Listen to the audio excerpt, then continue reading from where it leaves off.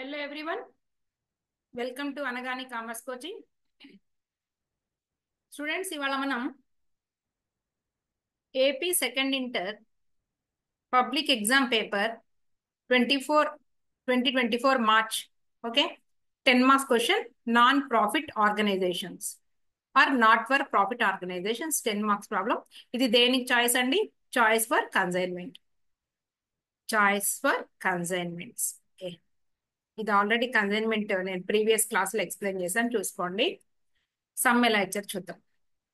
Prepare income and expenditure account of Tirupati club from the following receipts and payments account for the year ending 31st December 2022. మనకు చాలా important అండి ఇది.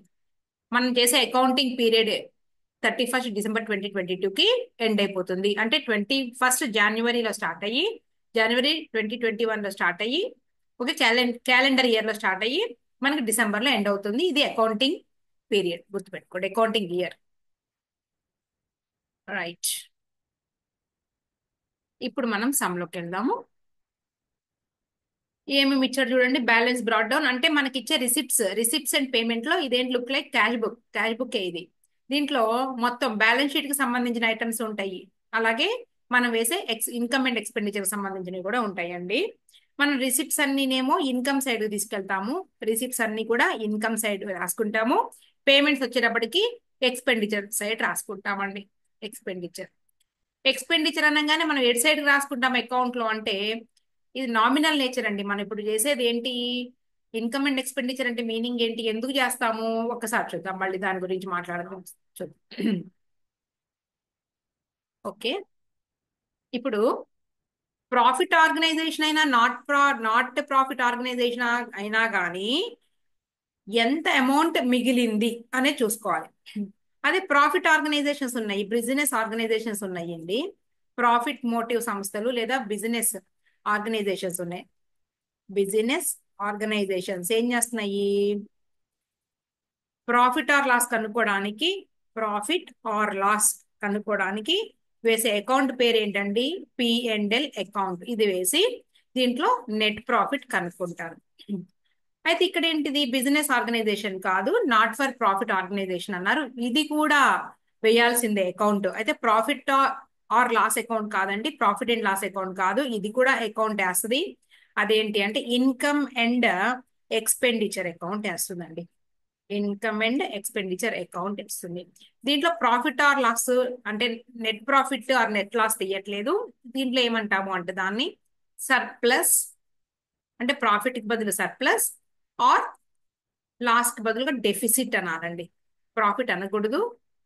Same చేసే విధానం అయితే అలాగే చేస్తాము, కానీ అనాల్సింది surplus and deficit. Okay, profit and loss account బదులుగా ఇన్కమ్ అండ్ ఎక్స్పెండిచర్ అకౌంట్ అని మనం పేరు పెడతాం. సేమ్ మనకు ప్రాఫిట్ అండ్ లాస్ అకౌంట్ ఏ నేచర్ అండి? నామినల్ నేచర్ ప్రకారంగానే ఇది కూడా మనం చేస్తాము. నామినల్ నేచర్ అనగానే debit all expenses and losses కదా, అలాగే ఇక్కడ మనం ఎక్స్పెండిచర్ నేమో డెబిట్ లో రాస్తాము, ఇన్కమ్స్ ఏమో మనం క్రెడిట్ లో రాస్తాము. ఇంకొక మెయిన్ ఇంపార్టెంట్ పాయింట్ ఏంటంటే మనం ఏ అకౌంటింగ్ పీరియడ్ కి చేస్తున్నామో ఆ అకౌంటింగ్ పీరియడ్ కి సంబంధించినవి మాత్రమే మనం సమ్ లో తీసుకోవాలి. అంటే మనం ఈ ఇయర్ చేస్తున్నాము ఏది? 2022తో స్టార్ట్ అయ్యి డిసెంబర్ 2020తో ఎండ్ అయ్యేటటువంటి ఇయర్ లో ఏవైతే మనం ఇన్కమ్ అండ్ ఎక్స్పెండిచర్ గా రికగ్నైజ్ చేసామో అవి మాత్రమే తీసుకోవాలి. కానీ మనం లాస్ట్ ఇయర్ వచ్చి ఇన్కమ్ వచ్చి చేరిందండి, లాస్ట్ ఇయర్ కలిసి ఉంది, లేదా ప్రీవియస్ అదేంటి అప్కమింగ్ నెక్స్ట్ ఫ్యూచర్ లో రావాల్సిన అమౌంట్ ఇప్పుడే వచ్చింది దీంట్లో ఉంది అంటే కనుక తీసుకోకూడదండి. మనకు కరెక్ట్ ప్రాఫిట్ ఆర్ లాస్ తెలియాలి, కరెక్ట్ సర్ప్లస్ ఆర్ డెఫిసిట్ తెలియాలి అంటే ఏ సంవత్సరపు ఇన్కమ్ ఏ సంవత్సరపు ఎక్స్పెండిచర్ ని ఆ సంవత్సరానికే తీసుకోవాలి. ఎందుకు అంటే అక్రూయల్ బేస్ అకౌంటింగ్ మనం ఫాలో అవుతున్నాం, క్యాష్ బేస్ కాదండి. అక్రూయల్ బేస్ అకౌంట్ అంటే ఏంటంటే ఏ సంవత్సరపు ఖర్చు లేదా ఏ సంవత్సరపు ఆదాయాన్ని ఏదైతే ఆ ఇయర్ కి చెందిందో అదే మనం రికగ్నైజ్ చేయాలి. ఓకే, ఇప్పుడు అవుట్ స్టాండింగ్ సాలరీస్ అంటున్నాం.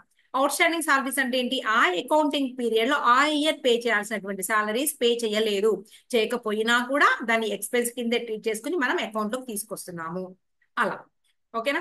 అంతేగాని ఫ్యూచర్ లో మనం ఏదైనా అమౌంట్ రావాల్సి ఉండి ఇప్పుడే వచ్చింది, లేదా ఫ్యూచర్ లో పే చేయాల్సిన సాలరీస్ ని అడ్వాన్స్ ఇప్పుడే పే చేసాము అని అంటే గనక ఆ అమౌంట్ మనం లెస్ చేసి చూపించాలి. మీకు గుర్తొచ్చిన మనం ఫస్ట్ ఇయర్ లో చేసినప్పుడు ప్రీపెయిడ్ ఎక్స్పెన్సెస్ ఏమైనా ఉండేవి, prepaid rent, prepaid insurance. Prepaid అంటే ఏంటి? అప్కమింగ్ ఇయర్ ఏదైతే ఉందో రాబోయే సంవత్సరం ఇప్పుడే కట్టేస్తే దాన్ని మనం ఏం చేస్తున్నాం అంటే మనకి ఇచ్చినటువంటి అమౌంట్ లోంచి డిడక్ట్ చేసి చూపిస్తున్నాం. అంటే ఈ ఇయర్ మాత్రమే తీసుకోవాలి. అంటే ఈ ఇయర్ కి సంబంధించి ఏమైనా పేమెంట్ చేయాల్సి ఉన్నా, ఈ ఇయర్ కి సంబంధించి ఏమైనా ఇన్కమ్ రావాల్సి ఉన్నా తీసుకోవాలి. అంతేగాని లాస్ట్ ఇయర్ కానీ ఫ్యూచర్ కానీ ఏమైనా కలిసి ఉంటే కానీ డిడక్ట్ చేసేయాలి. ఇది ఒక రూల్ పాటించండి అంతే. సరే, మనకి ఫార్మాట్ ఏంటండి? అకౌంట్ అనగానే టీ షేప్ కదా. ఓకే, టీ షేప్ తీసుకున్నాను. Next amount columns. ఏం లేదు, మనం ప్రాఫిట్ ఆర్ లాస్ కనుక్కోవడానికి లేదా సర్ప్లస్ ఆర్ డెఫిసిట్ కనుక్కోవడానికి అన్నాము అంటేనే అక్కడ మనకి ఏంటి అంటే main income and expenditure, incomes expenses అంటే అకార్డింగ్ టు నామినల్ రూల్ అంతే. టిఆర్ సిఆర్ అండి. ఇయర్ చూద్దాం, ఇయర్ ప్రకారం రాసుకోవాలి కదా అండి. December 21st end అయిపోతుందట. సో దీనికి పేరు పెడదాం. ఎవరిది పేరు కూడా మనకి ఇచ్చారా? Prepare income and expenditure account of Tirupati club అట. Tirupati club. So income and expenditure, income and expenditure account of ఎవరిదైతే అది తిరుపతి క్లబ్. క్లబ్ ఎప్పుడుదండి ఇది? At the end of 31st 12/20/22. End of the year 31st 12/20/22. Particulars amount rupees, మళ్ళీ particulars amount rupees. Right, first point. Adjustments చూసుకుంటూ చేసుకుంటూ రావాలండి. Receipts అనగానే మనం ఏంటి అంటే ఇన్కమ్ సైడ్ తీసుకుందాము. ఇక్కడ బ్యాలెన్స్ షీట్ కి సంబంధించినవి ఉంటాయి, అలాగే ఇన్కమ్ అండ్ ఎక్స్పెండిచర్ సంబంధించినవి ఉంటాయి. ఒక్కొక్కటి నేను చెప్తాను. Balance broad down 1000 rupees cash balance అండి. ఇది క్యాష్ ఆర్ బ్యాంక్ బ్యాలెన్స్. ఇది ఎక్కడికి వెళ్తుంది? బ్యాలెన్స్ షీట్ కి వెళ్తుంది. So leave it. సబ్స్క్రిప్షన్స్ తీసుకోవాలండి. ఇప్పుడు తీసుకుందాం, మనం ఇన్కమ్ అండ్ ఎక్స్పెండిచర్ లో తీసుకుంటాము. Next interest on investment. Interest అన్నమాట, ఇన్వెస్ట్మెంట్స్ కాదండి. ఇన్వెస్ట్మెంట్స్ అయితే బ్యాలెన్స్ షీటే. ఇంట్రెస్ట్ ఆన్ ఇన్వెస్ట్మెంట్ కాబట్టి ఇన్కమ్ అండ్ ఎక్స్పెన్సెస్, ఎక్స్పెండిచర్ కి. Bank interest, interest income and expenses. Sale of furniture. Sale of furniture ఇచ్చినప్పుడు ఆ ఫర్నిచర్ తాలూకు ప్రాఫిటా లాసా చూసుకుని మనం ఎంటర్ చేయాలి అంతే. ప్రాఫిట్ వచ్చిందా లాస్ వచ్చిందా అనేది చూద్దాం. నెక్స్ట్ పేమెంట్ సైడ్ కి వచ్చేసేయండి. ఎక్స్పెండిచర్ సైడ్ రాసుకోవాల్సినవి సాలరీస్, ఇన్కమ్ అండ్ ఎక్స్పెన్సెస్ లో వేస్తావు. Next rent and taxes, interest, income and expenses account. Stationery, interest అని అంటున్నానండి మాట్లాడితే. Income and expenses. Postage, income and expenses account. Cycle purchase, cycle అనేది asset అండి. ఈ అసెట్ ని మనం బ్యాలెన్స్ షీట్ లో చూపిస్తామండి. బ్యాలెన్స్ క్యారీ డౌన్, ఇదేంటి? Cash or bank balance. So bank balance sheet కి తీసుకెళ్తాం. ఇదండి, ఇలా మనం లెక్క డివైడ్ చేసుకుని చెప్తాం. చూడండి, ఫస్ట్ ఏంటి? సబ్స్క్రిప్షన్స్, రిసిప్ట్స్ అంటే మనకి ఏంటి అంటే ఇన్కమ్ సైడ్ కి తీసుకెళ్ళిపో. Subscriptions 6600 rupees. దీనికి అడ్జస్ట్మెంట్ ఏదో ఉందట చూడండి ఇక్కడ. Including ₹700 for 2023. మనం చేసే సమ్ము ఇది. ఇక్కడ చూడండి, ఇక్కడికి వచ్చారు. మనం చేసే సమ్ము 2022ది. అయితే ఈ 6600 లో, ఇదిగోండి 6600 లో, ఓకే, నెక్స్ట్ రాబోయే సంవత్సరపు 700 కూడా ముందే వచ్చి కలిసి ఉన్నాయి అంటాం కదా. ఇన్కమ్ రిసీవ్డ్ ఇన్ అడ్వాన్స్ అని. అడ్వాన్స్ గా రిసీవ్ చేసుకున్నది మనకు అనవసరము. మనం ఈ అకౌంటింగ్ పీరియడ్ ది మాత్రమే చూపిస్తేనే కరెక్ట్ ప్రాఫిట్ ఆర్ లాస్ వస్తుంది. అంతేగాని నెక్స్ట్ ఇయర్ నెక్స్ట్ ఇయర్ లేదా లాస్ట్ ఇయర్ చూపించకూడదు. సో మనం సారీ అండి, పర్టికులర్స్ రాయమాకండి. ఇక్కడ ఏం రాద్దాము? Expenditure debit side expenditure, credit side income రాసుకుని ఫస్ట్ బై సబ్స్క్రిప్షన్స్.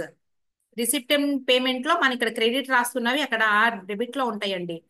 ఎందుకంటే క్యాష్ బుక్ రిసిప్ట్ అన్ని డెబిట్ సైడ్ రాసుకుంటాం కదా, యాజ్ పర్ రూల్ ఏంటి? రియల్ అకౌంట్ ప్రకారముగా. మనకు సమ్ లో ఇచ్చింది 16,600 లెస్ అని చెప్పేసి 2023 సబ్స్క్రిప్షన్స్ అంటే రిసీవ్డ్ ఇన్ అడ్వాన్స్ అండి ఇవి. 2023 సబ్స్క్రిప్షన్స్ అని రాస్తున్నాను నేను. రిసీవ్డ్ ఇన్ అడ్వాన్స్ ఏమి రాయటం లేదు, ఏవి కాదు రాయకపోయినా. అమౌంట్ 700 రూపీస్ దీంట్లో కలిసి ఉన్నాయి. సో డిడక్ట్ చేస్తే 5900 రూపీస్. ఇంకా అడ్జస్ట్మెంట్స్ ఏమైనా ఉన్నాయో చూసుకోండి. సబ్స్క్రిప్షన్స్ ఉంటాయి అండి. ఇదిగో subscriptions received included rupees 600 for the year 2021. చూడండి, ఫ్యూచర్వి 2023వి కలిసి ఉన్నవి, అలాగే లాస్ట్ ఇయర్వి కూడా కలిసి ఉన్నవి. మాకెందుకండి లాస్ట్ ఇయర్విను ఫ్యూచర్వి తీసి పడేస్తాం. 2021 సబ్స్క్రిప్షన్స్. సబ్స్క్రిప్షన్స్ ఏంటండి, 600 రూపీస్ తీసేస్తే 5300 రూపీస్ వచ్చినాయి. ఇంకా ఏమైనా ఈ ఇయర్ కి ఏమైనా రావాల్సి ఉన్నాయా? ఉన్నాయి మేడం. ఎన్ని subscriptions due for the year 2022, ఈ సంవత్సరానికి రావాల్సినవి 400. ఇవి తీసుకోండి. మీరైనా చదేంటి మేడం ఇన్ని రకాలుగా ఉన్నాయి అంటే, సబ్స్క్రిప్షన్స్ అంటే ఏంటి? క్లబ్ లోనికి చేరేటటువంటి సబ్స్క్రైబర్స్ ఎవరైతే చందాదారులు ఉన్నారో వాళ్ళు రకరకాల వాళ్ళు ఉంటారండి. కొంతమంది ఏమో ముందే పే చేసేసారంట, కొంతమంది ఏమో లాస్ట్ ఇయర్ పే చేయకుండా ఇప్పుడు పే చేశారంట. ఆ, అంటే లేదా సంస్థ రిసీవ్ చేసుకుంటుంది కొంతమంది సభ్యుల నుంచి. కొంతమంది సభ్యులు అసలు ఇవ్వలేదు, టెక్స్ట్ ఇయర్ ఇస్తామన్నారు. అందుకనే 400 రూపీస్ కొంతమంది అమౌంట్, లేదా ఒక సబ్స్క్రైబర్ కావచ్చు, 400 రూపీస్ రావాల్సి ఉన్నాయి. సో మనం ఏం రాస్తాము అంటే యాడ్, ప్లస్ రాసేస్తున్నా సింపుల్ గా. Add subscriptions due, subscriptions due, subscriptions లేదా రిసీవబుల్, రిసీవబుల్ రావాల్సి ఉన్నాయి అని మీనింగ్. ఎంత? 400 రూపీస్. ఇంతేనండి. ఇలా ఉంటాయి అడ్జస్ట్మెంట్స్, చాలా సింపుల్ అర్థం చేసుకోమంటే. తర్వాత point, okay, interest on investments 2000 rupees. మనకి ఇక్కడ ఏమైనా ఇచ్చారేమో చూద్దాము. అడ్జస్ట్మెంట్స్ లో లేదు, ఇంట్రెస్ట్ ఆన్ ఇన్వెస్ట్మెంట్స్ ఎక్కడ లేదు. సో డైరెక్ట్ గా ఇన్కమ్ లో రాసేసేయండి. అమౌంట్ వచ్చేటప్పటికి interest on investment 2000 rupees by interest on వడ్డీ అనమాట. అదే ఇన్వెస్ట్మెంట్ అయితే balance sheet. Interest on investment ఎంతండి? 600 రూపీస్. నెక్స్ట్, అంతేనా? 600 కాదు, 2000 రూపీస్. 2000 రూపీస్. మీ దగ్గర క్వశ్చన్ పేపర్ కనుక ఉంటే 2023 దాన్ని చూసుకుంటా చేసుకోండి, నేను చెప్పే ఆన్సర్ 2023 పేపర్. నెక్స్ట్, ఇది అయిపోయింది కదా. ఇది ఎంత తీసేద్దాం, ఇవంతా కన్ఫ్యూజన్ ఎందుకు. Okay, bank interest 550 rupees. Adjustment ఏం లేదండి. Bank interest 550 rupees by bank interest, bank interest 550 rupees. తర్వాత sale of furniture, sale of furniture. దీని మీద ప్రాఫిట్ ఆర్ లాస్ చూసుకోవాలి అంతే. అంతేగాని సేల్ ఆఫ్ ఫర్నిచర్ అమ్మేసాం కదా ఇన్కమ్ అనుకోవద్దు. అది ఫర్నిచర్ అనేది అసెట్, అసెట్ అమ్మింది రాయకూడదు. అసెట్ మీద వచ్చిన ప్రాఫిట్ ఆర్ లాస్ రాయాలి. చూద్దాం ఇక్కడ ఎక్కడ ఉంది. ఇదిగో sale of furniture cost, cost of furniture sold 800 rupees అండి. ఇదిగోండి, 500 రూపాయల ఫర్నిచర్ అమ్మితే 800 రూపాయలు వచ్చినాయి. అంటే ఏంటి? మనకి అబ్బో లాభం వచ్చిందండి, లాభానికి అమ్మాం. సో మనకి ప్రాఫిట్ వచ్చింది. సో ఇటు సైడ్ రాయండి బై. ఎందుకు? నామినల్ నేచర్ లో debit all expenses and losses, credit all incomes and gain.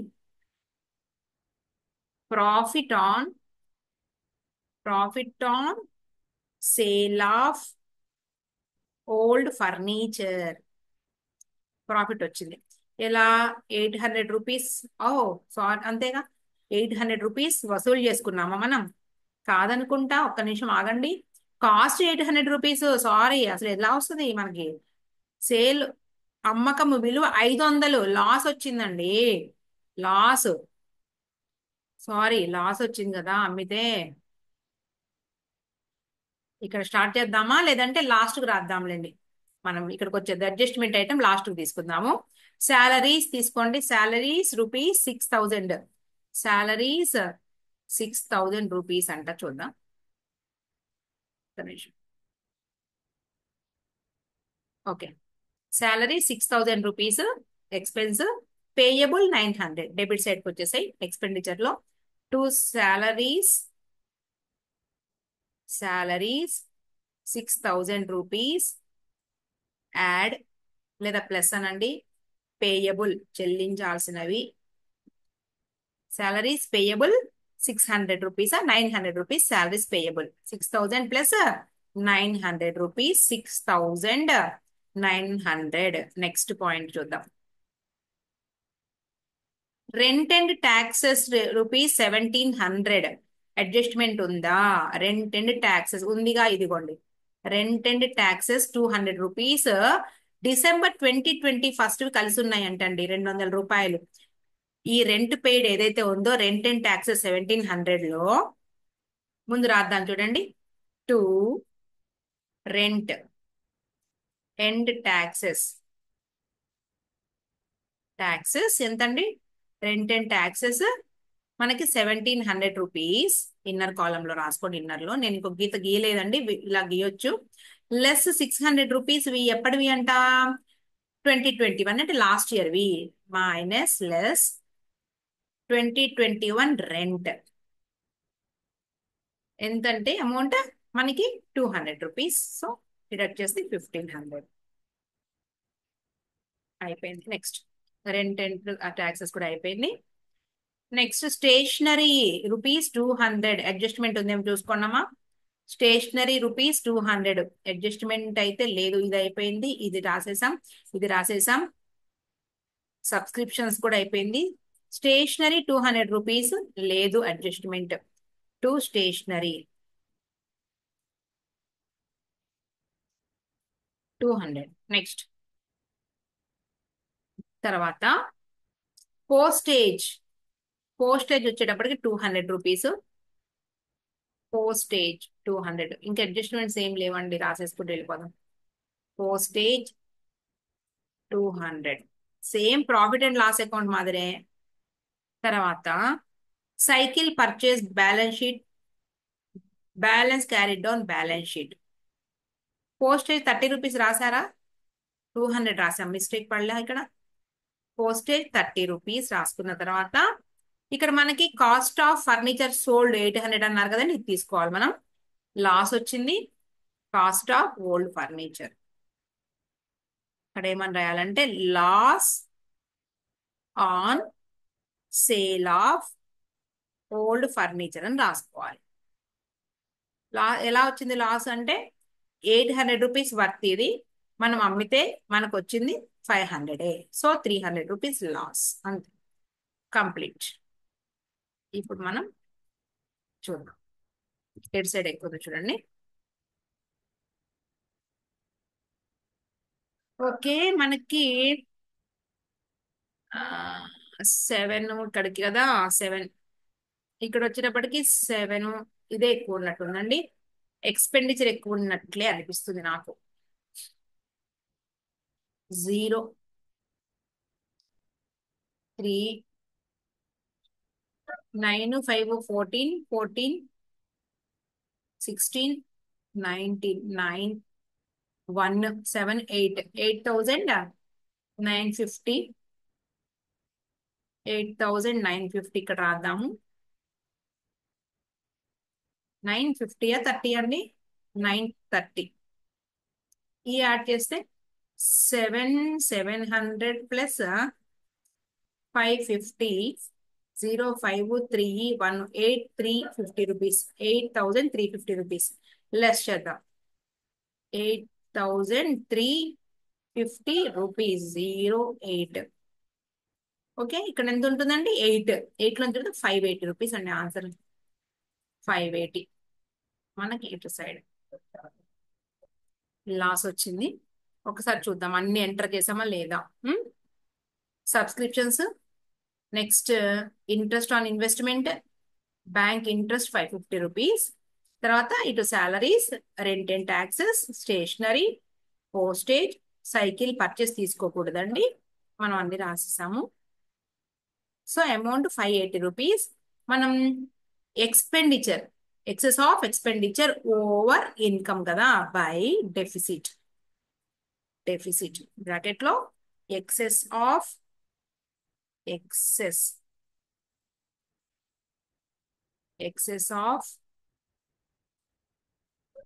Expenditure. ఇది అండి ఆన్సర్. ఓకే, ఇది చూసుకోండి ఒకసారి. 10 మార్క్స్ ప్రాబ్లం. ఎప్పటిది ఇది? 2024 రీసెంట్ ప్రాబ్లం అండి. 2024 10 మార్కులకి కన్సైన్మెంట్ చాప్టర్ కి చాయిస్. ఏపీ వాళ్ళకి ఇచ్చిన పేపర్ ఇది. నెక్స్ట్ 20 మార్క్స్ కూడా చెప్తానండి తొందరలోనే. చూసుకోండి ఇంతవరకు మీరు. ఓకే.